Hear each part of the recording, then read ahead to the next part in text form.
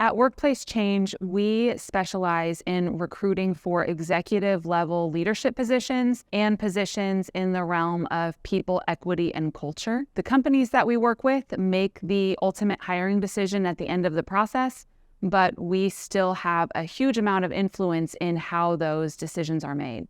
The other thing that we do differently at Workplace Change is that we speak to the vast majority of candidates who apply to every single recruitment. Traditionally, in recruitment, people are looking to narrow down their candidate pool as quickly as possible to a pretty specific set of criteria.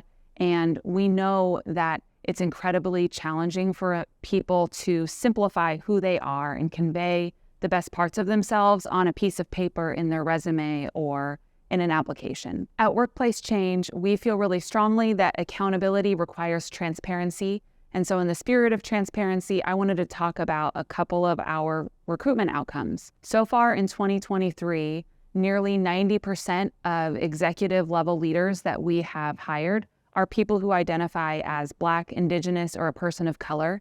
And we're super proud of that outcome. There are a couple of different things we feel contribute really heavily to being able to achieve that outcome.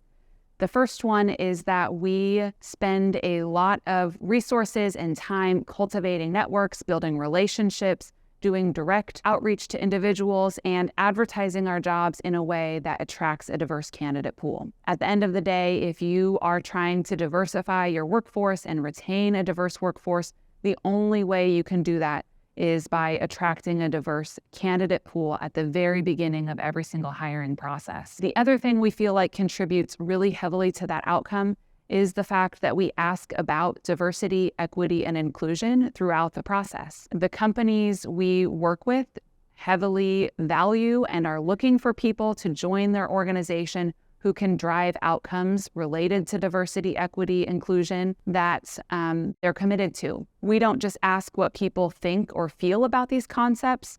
We ask them what they've actually done to support a diverse workforce or a diverse client group. Specifically, we ask them how they support people who identify as Black, Indigenous, people of color, those who may have disabilities or experience bias, discrimination, or exclusion in a variety of ways. The second outcome I wanted to talk about is the fact that so far this year, we've noticed that as the recruitment process progresses, there's actually a decrease in the percentage of women in the process.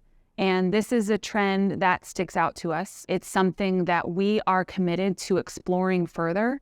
We want to be sure that we are not perpetuating biases that have historically kept women from executive leadership roles.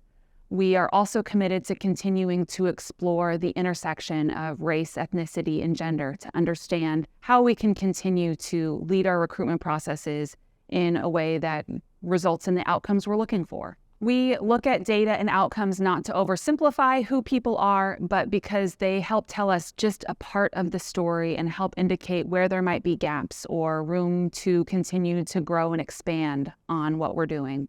I share all of this with you today because I want to encourage you to look at your outcomes, get really curious about what's behind those outcomes, and then take action that helps you achieve the impact that you want to have. Thanks for listening to me again today. I really wish I could have been there with you, and I hope you enjoy the rest of the conference.